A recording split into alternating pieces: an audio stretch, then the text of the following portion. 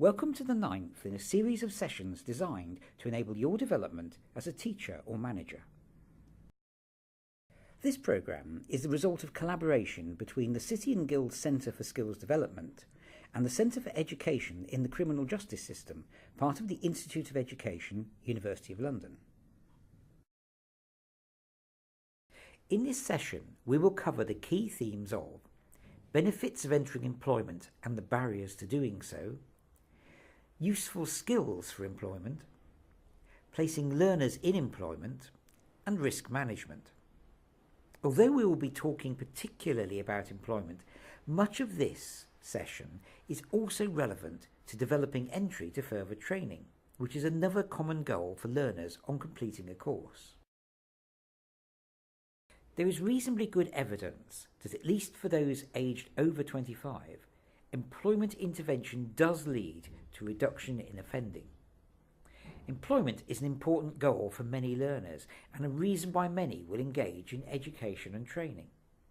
Both from the learner perspective and from that of government, employment is an important potential outcome of education or training. However, for education and training providers, increasing the proportion of learners on sentence or probation who enter employment is a challenge. Firstly, it is usually not their area of expertise, and secondly, finding employment with a criminal record is hard. For about half of vacancies, most people with a criminal record are rejected solely due to their record. Those with more serious convictions will be rejected about 90% of the time on account of their conviction. For those who have gone to prison, the seriousness of the offences and the length of record exacerbates unemployment difficulties. Employers tend to base their decisions on prejudice rather than on evidence of risk, so working with employers may make a great deal of difference in helping ex-offenders back into work. There are a number of other factors for learners on probation or sentences which can act as barriers to employment. For example, employer discrimination, health problems, substance misuse and housing. These barriers may go beyond the remit of education and training providers, but they are often aware of them. To address these barriers that are not directly to do with education, learning providers need to network with others who may be able to respond to particular needs, such as employers, youth offending teams, probation services, and third sector organisations such as NACRO, which offers a resettlement service finder covering many of these issues. However, there are some barriers to further training or employment that can be addressed through the core business of education and training provision. We will talk about three main areas: useful skills for employment, placing learners in employment, and risk management. First, let's think about useful skills for employment. Employers say that they want general and basic skills and attributes rather than specific training. Things like sound literacy and numeracy, social skills, a neat and attractive appearance, a positive, confident and enthusiastic attitude, reliability and good communication skills. Literacy and numeracy and communication are likely to be an explicit part of your curriculum, but all these other skills can also be fostered in education and training contexts. You should now do Activity 1. This is a role-play activity for a minimum of 2 people, and it should get you thinking about non-verbal communication.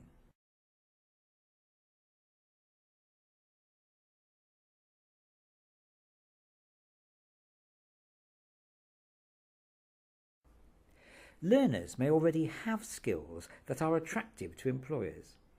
Discussing these in class may be a useful part of preparation for employment. Encourage learners to think about and discuss occasions on which they have demonstrated these skills. This can be a useful preparation for interview. The NIACE publication, Choices Not Chances, may give you some ideas.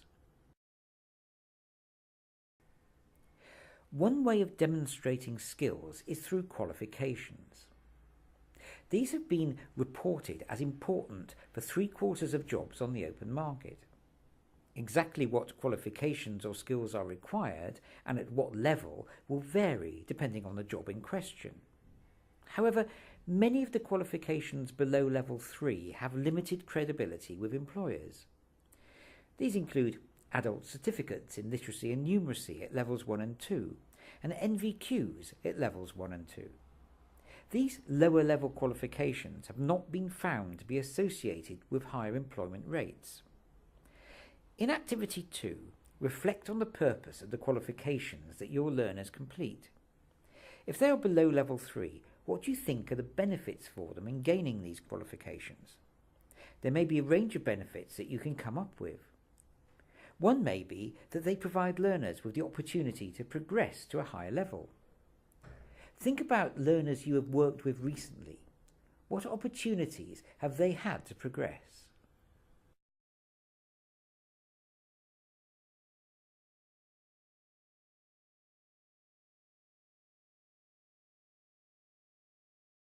The best way to gain an understanding of the needs and views of employers is to have open dialogue with them. Once you have a network of local employers, ask them what they specifically want from their employees. On a more general level, NIACE have compiled lists of skills required for a range of jobs. These are referenced in the resources list, and you will also find examples on the next couple of slides. Examples of everyday tasks for catering staff that are listed in the NIACE resources are acting on verbal instructions from chef or supervisor, making and receiving telephone calls, discussing work plans, following recipes, preparing food, reading temperature and time charts, following of safety and hygiene signs, operating kitchen equipment according to instructions. We can also classify everyday tasks under different areas of the curriculum. So for speaking and listening carefully to follow oral instructions is important for following recipes, menu planning, and keeping to timings for food preparation. For reading, it is necessary to obtain information from tables and charts to comprehend weights, cooking times, and oven temperatures. For writing, it is necessary to note messages clearly from telephone calls and other conversations in order to liaise effectively with suppliers, customers, colleagues, and regulatory bodies. And finally, for number skills, these easily apply to the weighing of dry ingredients. It is useful to give learners information about what employers will be looking for and what they will have to be able to do on the job. There are many different ways that this can be done. For example, asking learners to write about this, talk about it in groups, to role play or to share experiences in class. A potentially powerful way of bringing the outside context into the classroom is to invite alumni to come back and talk about their work or further training. Employer needs and views can also inform your lesson planning and teaching methods. In Activity 3, discuss ways in which daily lessons could reflect exits to employment or further training. For example, could skills you're working on be put in the context of specific areas of employment? How could soft skills such as communication, teamwork, and task completion be reflected in your lessons? Devise one lesson plan that is all about what employers value from your curriculum. This could cover some aspects of literacy, numeracy, or ICT. Make use of the NIACE resources if these are helpful.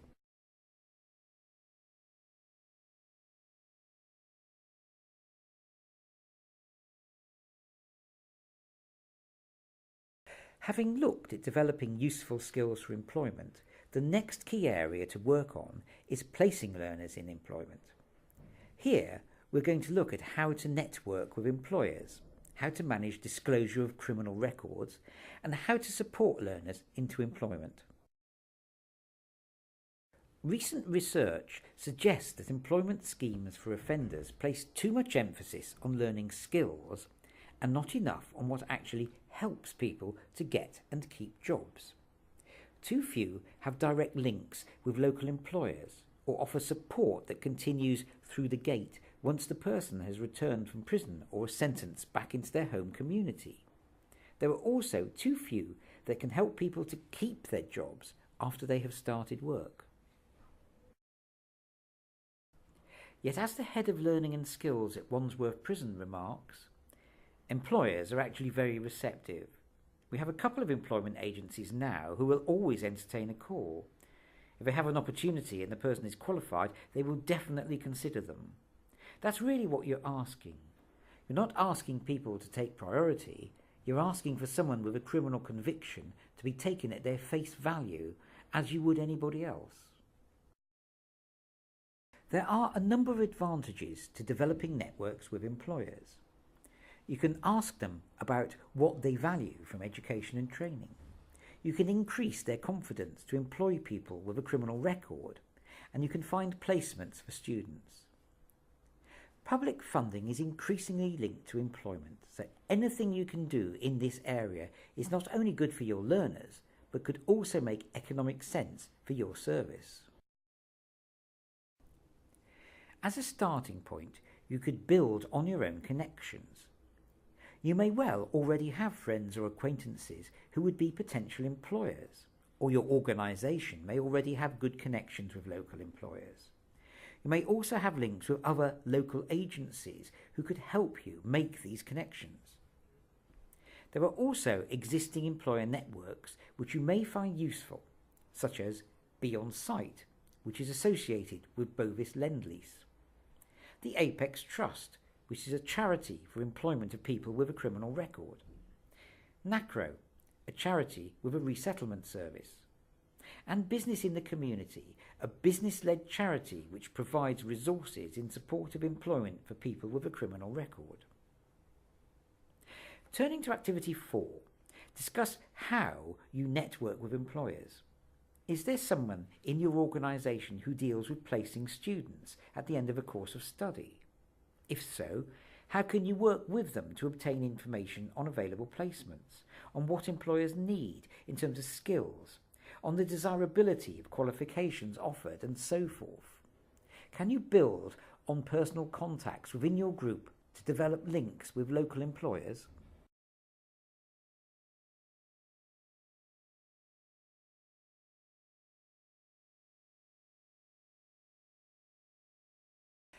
Managing disclosure is a worry for your learners with a record, so it can be useful to address this in your classes.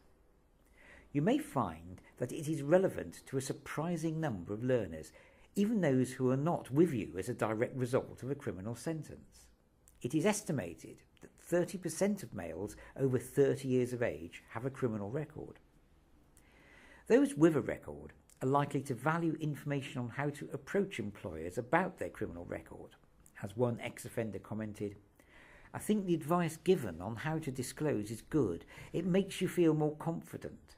As long as I can get an interview, I can show them what I can do. I can prove myself." Under the Rehabilitation of Offenders Act 1974, most convictions become spent after 5 years for adults and after 2.5 years for under 18s. Prison sentences of up to 6 months become spent after 7 years for adults and after 3.5 years for under 18s. A job applicant has no legal obligation to disclose a spent conviction, and it is illegal for an employer to ask. Certain areas of employment are exempt from this restriction.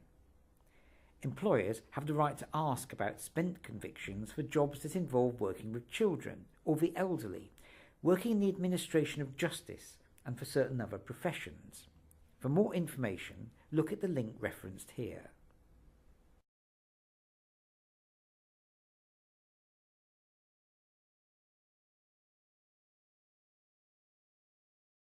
Unlock provides a calculator that establishes when convictions are spent, in the link referenced here. Those convicted of a serious crime or several crimes may have great problems getting any employment in those jobs for which employers can demand disclosure of convictions. Up-to-date information is available from NACRO's Resettlement Plus helpline. Although it is tempting for learners not to declare unspent convictions, this is not to be recommended. If an application form asks about unspent convictions and you do not declare them, this is legally considered to be obtaining money under false pretences, which is an offence and can lead to dismissal. When disclosing a conviction, employers need reassurance that the applicant is not a risk. Factors which may be seen as reducing risk include crimes being in the past, the applicant may have matured since the offence, may have taken on more responsibility, and so on. The crimes being disclosed may be irrelevant to the job, and explaining this might be helpful, although this shouldn't sound like an excuse. NACRO and some probation teams offer further advice on disclosure. See the resources for this session and the information sheet titled Handling Your Record. Although disclosure is an issue, the criminal record must not take over the application. There is other advice that your learners may need, which is the same as for applicants in any circumstance. Spend time on an application. Apply for jobs you are most likely to get. Give examples to show that you can do the job. Pay attention to detail. Prepare for the interview. Find out about the employer. And mention voluntary work as well as paid work. You could refer to the Applying for Work guide prepared by NACRO, which is included in the resource list. In terms of applying for employment, a recent survey of employers reported that they were more worried about soft skills, honesty, reliability, and personal behaviour than they were concerned about technical skills. They need reassurance to hire people with a record. But on the positive side, among employers who had knowingly hired someone with a record, only 7% said that they wouldn't do it again. Employers have also reported that better guidance would encourage them to hire those with a record, which is all the more reason for developing local networks. Work experience and voluntary experience among those with a record encourages employers to hire. So if your learners are unsuccessful in finding paid work, you still can help learners towards employment by encouraging them to take voluntary work. There are a couple of case studies of volunteering in the resource pack that may give you ideas.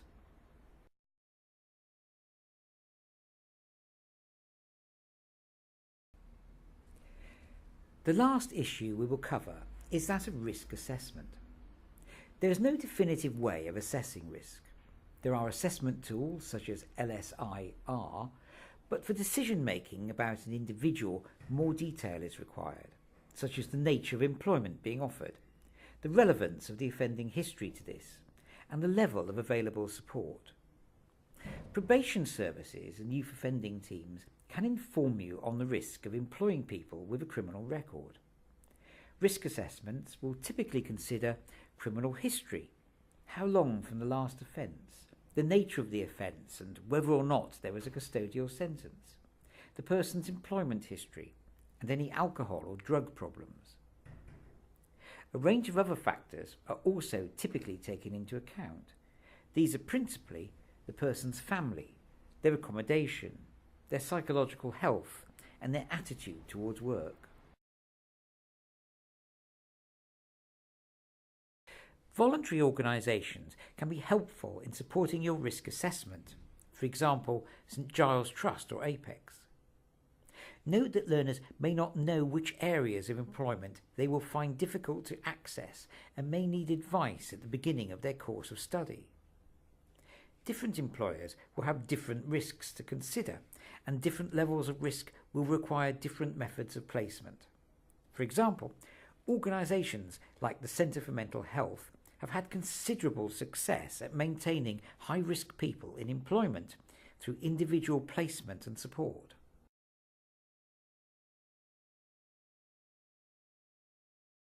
Some employers will be concerned with insurance.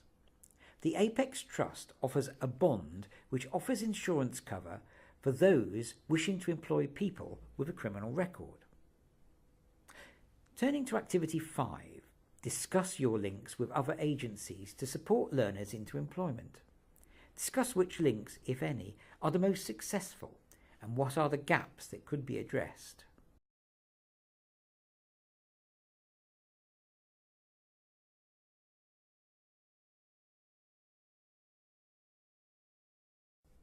We hope you can use the contents of this session to develop your planning to help learners exit an employment from the beginning of your time with them.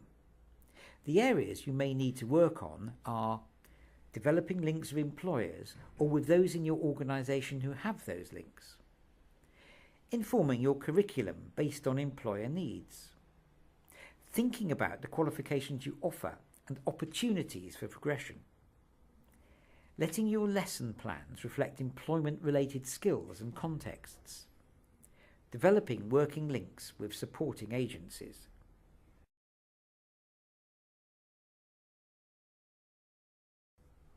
One manager working with a range of learners on probation or sentence in the community comments, "The key thing for an effective tutor in this field is to be aware that their role goes beyond the classroom.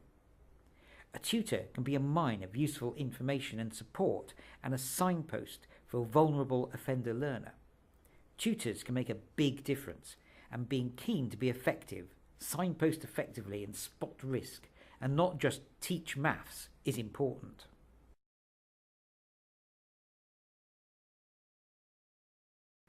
Thank you for listening. We hope that this session has included some ideas that will be useful to you in your practice and in your professional development. For more information, please contact Jane Hurry at the Institute of Education Centre for Education in the Criminal Justice System.